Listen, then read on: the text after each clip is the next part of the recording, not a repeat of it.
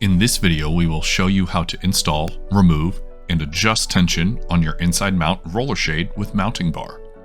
Mark 1.5 to 2.5 inches in from the window frame to determine the end bracket location. Mount the installation brackets. Be sure that the clear tab on the bracket is facing towards the inside of the room. If more than 2 installation brackets come with your order, space additional brackets evenly between the 2 end brackets. The cassette brackets should be installed in the same depth. Hook the back groove of the mounting bar onto the back hook of the installation brackets. Rotate the mounting bar towards the front clear tabs of the brackets.